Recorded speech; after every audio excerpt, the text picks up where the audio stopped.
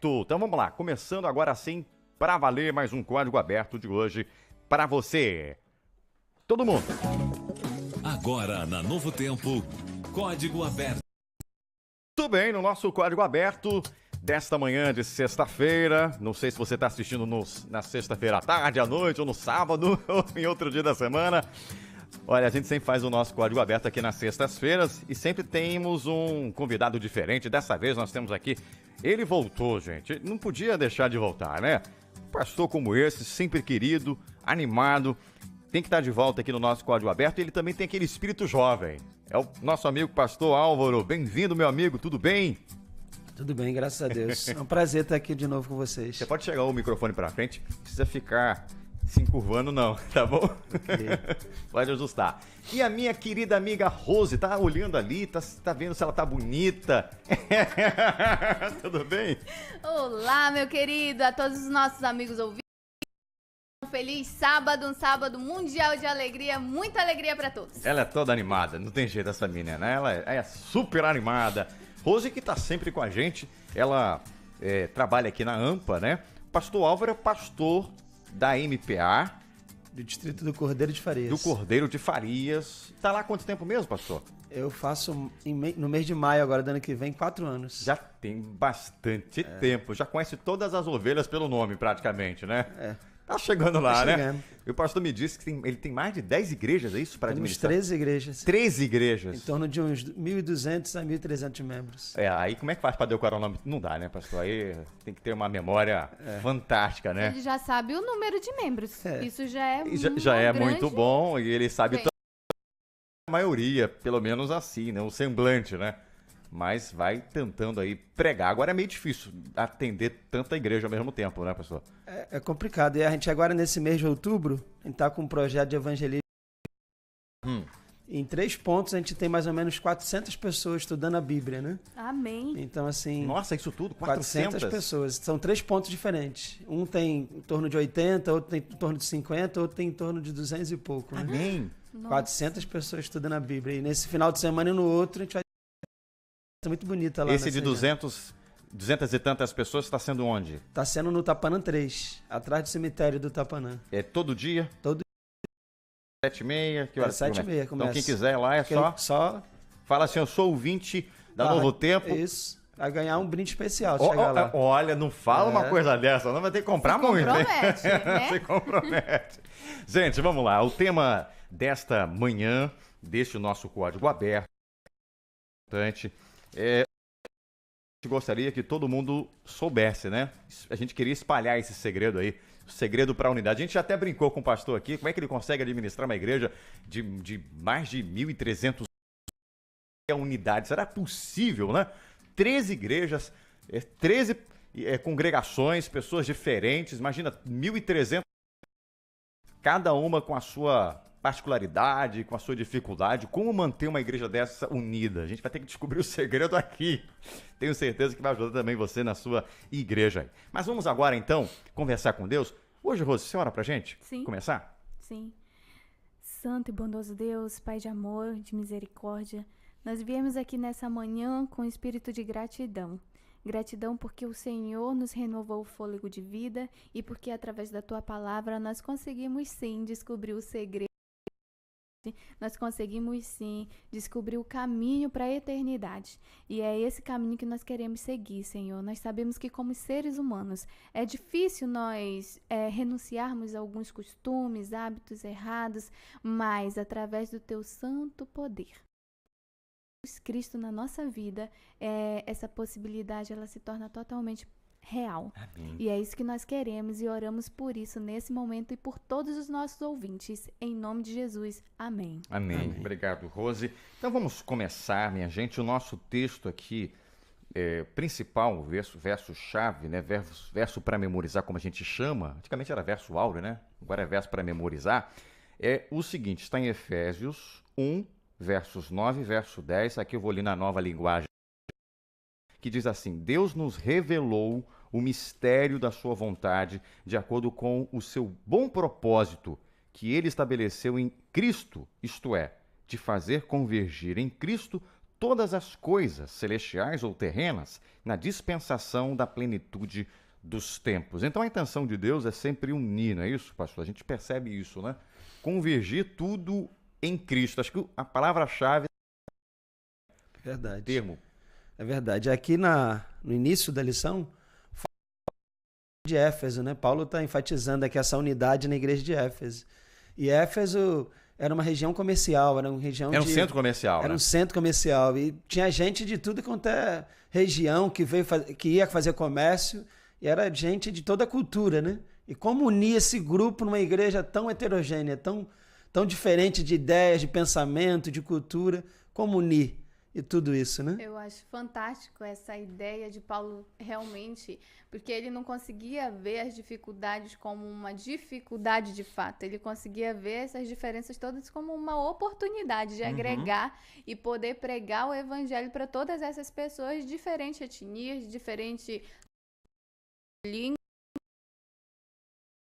As diferenças como uma oportunidade de, inclusive, aprendermos com essas diferenças e a gente poder amadurecer espiritualmente, transmitir a mensagem de Jesus, né? E ele é o ponto-chave de tudo isso. A imagem que mostra a união de peças de um cadeado, né? De um segredo, de fato, né? Todo cofre, né, tem um segredo e todo cofre tem um tesouro, porque você só esconde aquilo que de fato no banco, no cofre, é aquilo que realmente é valioso. E tem algo salvação?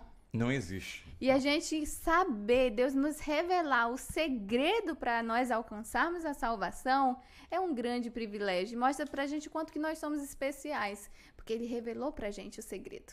Agora, pelo fato de ser um centro comercial, também trazia algumas vantagens, né? Porque muita gente ia para lá.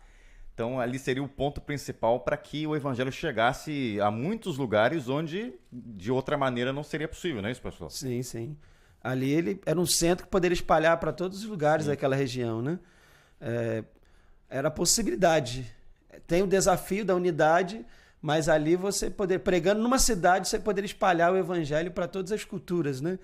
E Paulo fala especificamente em Éfeso, capítulo 1, verso 13 até o 14, que toda essa diferença, toda essa cultura diferente, essa cidade cosmopolita, tudo isso divergia, mas se unia numa pessoa, que era Cristo. Que era né? o segredo, né? Era o segredo, era em Jesus Cristo e com Cristo, né? Pois bem, diga, vai lá. Dizem que a maior de todas as propagandas é o boca a boca, né? Então, assim, alguém que conhece essa verdade, que é contagiado por ela, vai levar para sua região.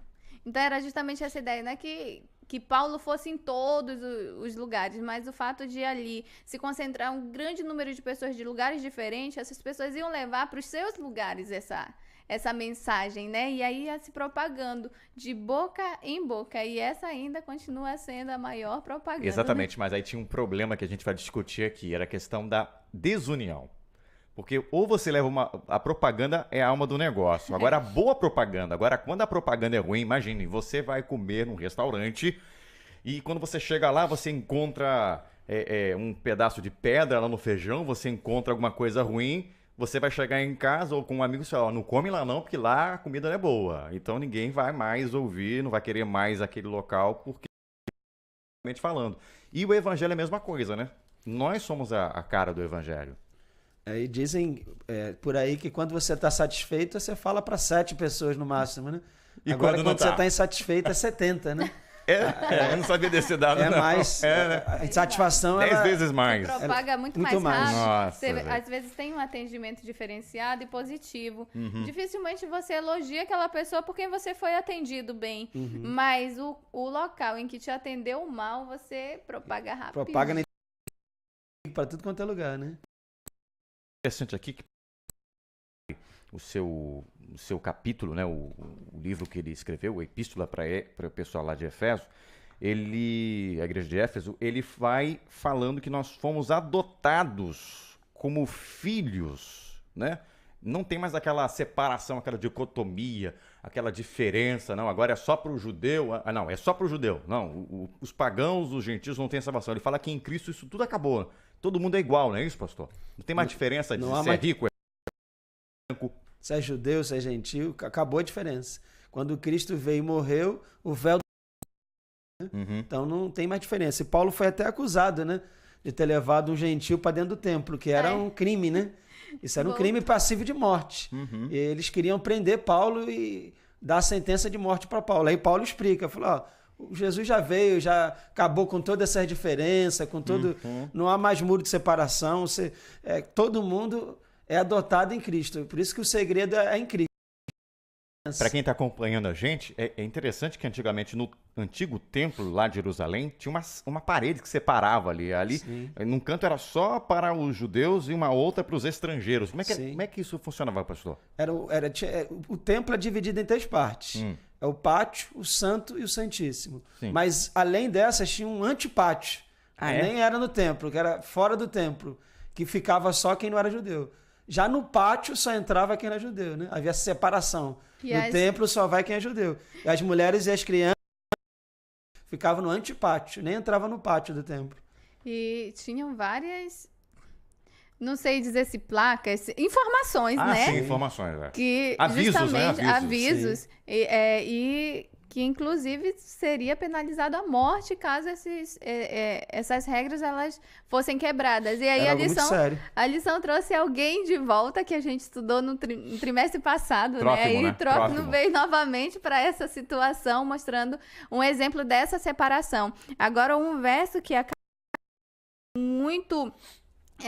causa de divisões, na verdade, né? Porque ele fala no versículo 5 do capítulo 1 que Deus nos predestinou para ele. E aí já vem aquela discussão. Então Deus, ele escolheu uns para salvação e outros para perdição. Então muitos levam para esse lado para distorcer o caráter de Deus, porque Deus ele não faz essa separação, muito pelo contrário. Paulo ele vem pregando o tempo inteiro, gente, é só para judeus, é para aceitarem o sacrifício de Cristo, a salvação será garantida. E aí, através desses versos, eles acham que Deus ele predestinou alguns para a salvação e outros para a perdição, quando na verdade o plano sempre foi salvar, né? A todos que aceitarem, porque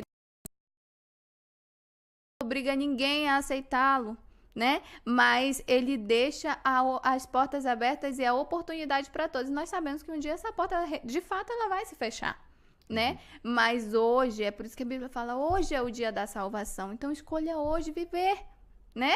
Nós temos em nossas mãos a escolha. Escolha viver. Deus, ele não separa. Sempre o plano de Deus foi unir e nunca separar. Isso mostra preocupação com algumas pessoas que pegam alguns textos isolados, né? Não compreendem bem e que Deus é esse que seria tirano, ele escolhe só quem ele quer. Era justamente isso que Paulo queria combater. O judeu dizia que era só ele, só o povo judeu que deveria ser salvo. Não é isso não, Jesus derrubou todas as paredes, todo mundo pode ser salvo, basta querer. Deus predestinou todo mundo que quer a salvação. É porque o povo confunde aí a predestinação, que se prega erroneamente, com a onisciência, o poder de Deus, né? Deus sabia, ele sabia e vai continuar sabendo quem vai se perder e quem vai se salvar. Mas nem por isso ele intervém, né? Existe de alcançar alguém, né? Ele sabia que Lúcifer ia errar. Ele sabia que Lúcifer ia causar o pecado, mas mesmo assim ele não deixou de criar Lúcifer. Ele deu a liberdade para Lúcifer. E ele não deixa ninguém sem ter oportunidades, né? Ninguém vai poder dizer que não teve essa chance. Todos nós tivemos, todos vão ter, aqueles que ainda não tiveram, entre aspas.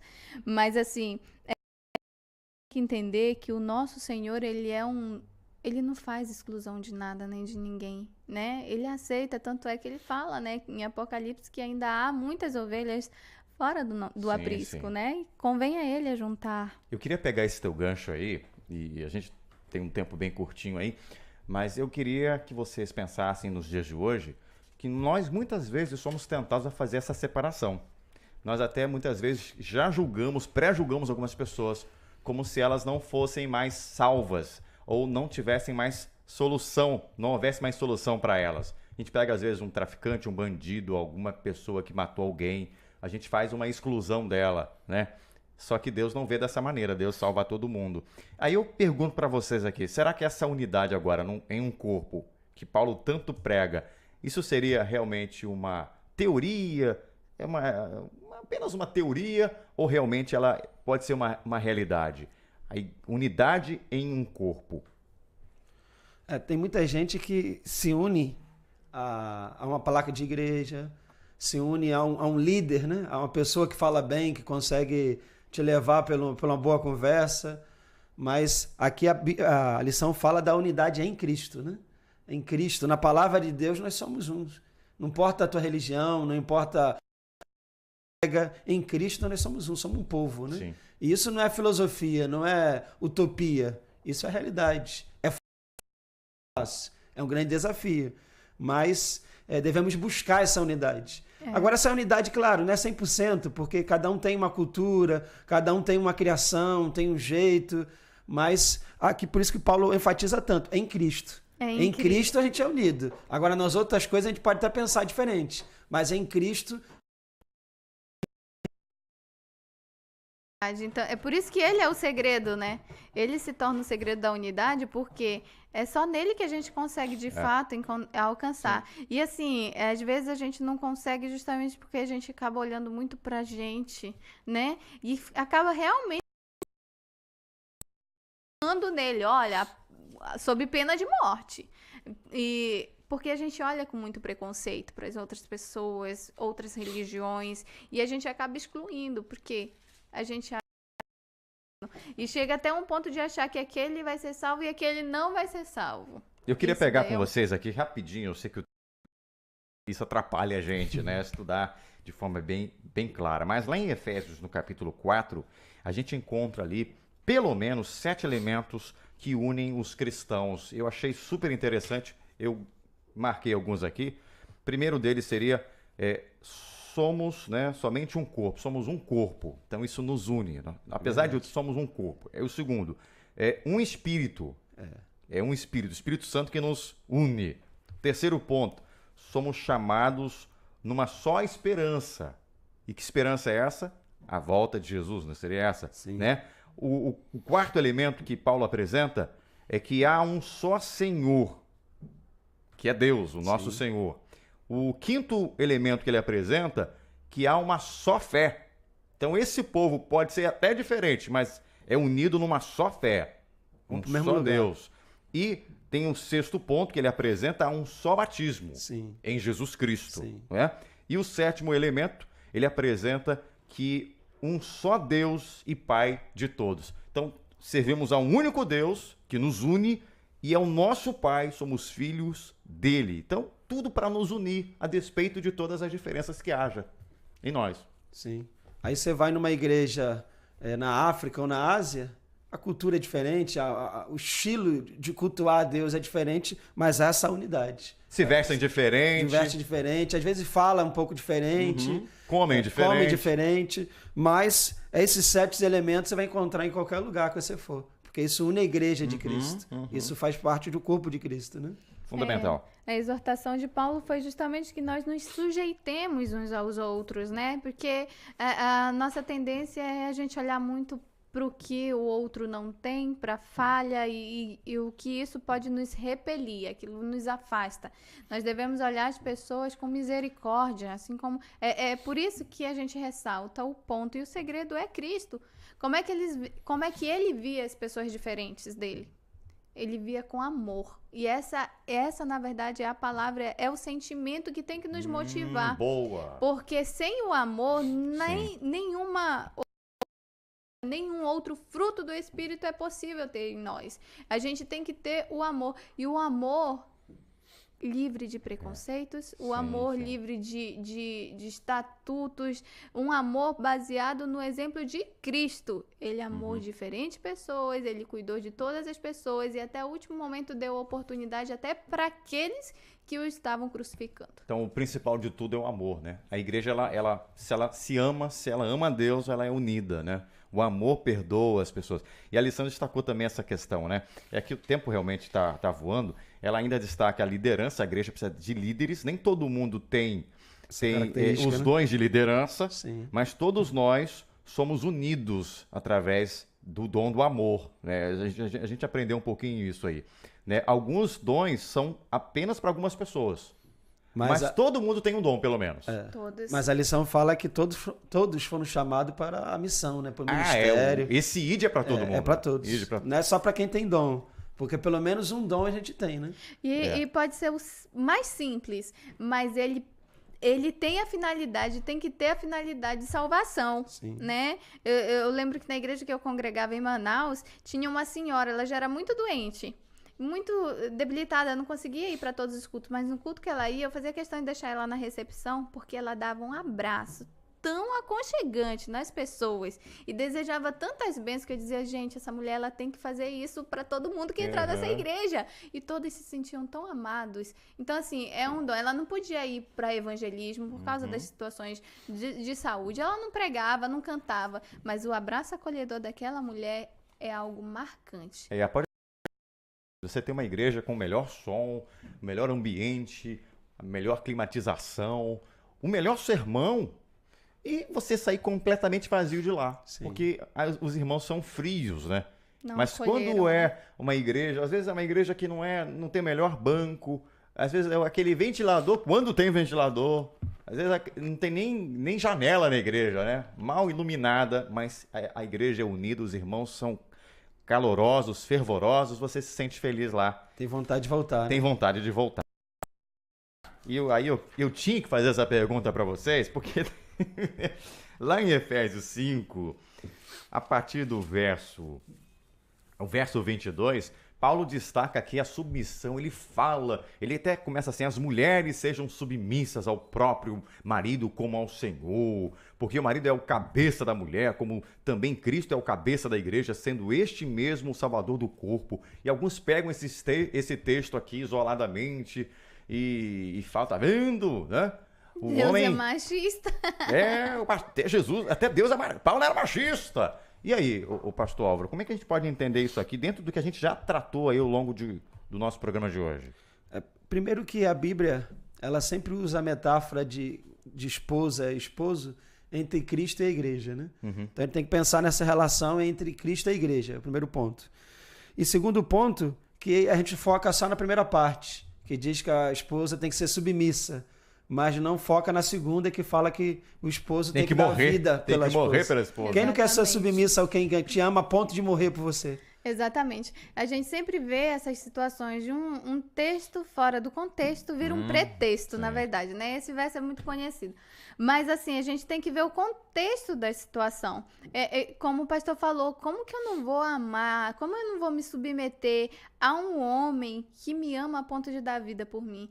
Que cuida de mim, assim como Cristo cuidou da igreja. No versículo 25 vem falando, maridos, amai vossa mulher, como também Cristo amou a igreja e a si mesmo se entregou por ela. Então, assim, aqui, o homem, segundo o coração de Deus, ele é um homem que vai fazer tudo para sua esposa da melhor forma. E a esposa, em retribuição a tudo isso, ela vai se sujeitar também. É um relacionamento. A base é Cristo, e quando a gente faz de acordo com a vontade de Deus, se torna mais simples, mais fácil. E ele não ficou só na questão do casamento aqui, mas ele também se volta para os filhos, que os filhos também devem obedecer os pais, mas no Senhor, né? Segundo as leis de Deus. Ele vai até mais nas relações sociais que a gente tem no dia a dia, no nosso trabalho, tudo isso a gente tem que viver essa unidade, né? Que os servos devem obedecer o seu senhor como se fosse ao Senhor Deus, né? Sim. Não é porque o meu patrão não está aqui hoje que eu vou agir fazer de qualquer jeito, né? É como se eu estivesse fazendo para Deus. Acho que é isso aí, gente. Nós entendemos a questão da unidade. Queria que vocês aí, se ficou alguma coisa em aberto, quisessem aí o que chamou a atenção aí que ficou, para a gente poder encerrar, porque o tempo já estourou, viu? Rose, o que te chamou a atenção aí? Olha, eu trago para mim a unidade de fato em Cristo. Quem tem que ser minha base, para quem eu tenho que olhar de fato e aprender sempre, é de Cristo. E olhando para mim, eu digo, ainda falta bastante, sabe? Ainda falta bastante, mas eu louvo a Deus porque Ele tem me dado a oportunidade diariamente de poder aceitá-lo como Salvador e poder seguir o seu exemplo. E que assim sejamos todos nós, que a gente possa seguir o exemplo de Cristo, que sem dúvida, através do poder dele, por Ele, nós seremos capazes de ser uma igreja unida, de fato. Amém. antes do pastor, eu achei interessante aqui, falou muito ao meu coração. Algumas pessoas, infelizmente, estão colocando no YouTube aí, nos vídeos, na internet, que não há necessidade de você frequentar uma igreja. E quando a gente estuda esse capítulo aqui, estuda todo o livro de Paulo, a carta de Paulo aos Efésios, a gente percebe que é completamente equivocada essa ideia. A gente precisa de uma igreja para a gente poder aprender a lidar com as diferenças. A gente precisa de uma igreja para ser um corpo unido, para que a gente possa aprender a amar as pessoas. O amor é uma prática, uma decisão que a gente exercita cada dia para aprender. E quando a gente fica isolado, a gente não consegue exercitar isso aí, a gente acaba sendo prejudicado. Didi, sabe o que eu falo quando essa questão de congregar, de estar na igreja, essa unidade em Cristo? Eu ilustro assim, é como você atravessar o rio Guamá aqui, né? Você pode atravessar ele a nado, eu acredito que pouca gente vai conseguir, porque é bem largo ele. Ou você pode pegar um barco e ir tranquilo, sem molhar dentro do barco. A igreja, ela não é a salvação está no outro lado. Sim. Mas ela é esse barquinho que te ajuda, né? Que te leva mais seguro. A probabilidade de chegar no barco é muito maior do que a nado. Então, pode ser que você chega, tenha sem igreja, mas o teu risco é muito grande de se perder no caminho, nas lutas da vida. Por isso que Deus falou, vai à igreja, se una, essa unidade social, essa unidade familiar, ela nos dá força para chegar ao destino, né? Que esse barco que é a igreja. Amém. Amém. Ora pra gente terminar, pastor. Ok.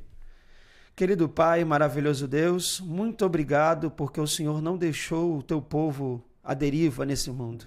Verdade, O Senhor deixou orientações na tua palavra, o Senhor deixou admoestações. Muito obrigado por isso, ó Pai. Amém, Senhor. Obrigado porque em Cristo somos um. Obrigado porque na palavra Senhor. somos unidos. Amém, Pai. Obrigado porque a palavra de Deus nos faz ser um só povo, uma só bandeira, porque não seguimos ideologias, não seguimos líderes ou placa de igreja, mas seguimos a tua palavra, assim diz o Senhor. E é ela que nos une num só corpo. Muito obrigado por isso, Senhor, em nome de Jesus. Amém. Amém. Mais uma vez, gente, valeu, obrigado mesmo de coração. Vocês são demais.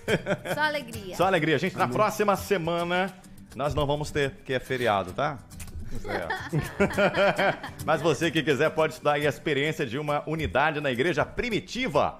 Aí até a próxima, se Deus quiser, aqui no nosso Código Aberto. Nós esperamos por você. Deus te abençoe. Valeu! Vamos lá para o nosso intervalo, hein? Você ouviu na Rádio Novo Tempo, Código Aberto.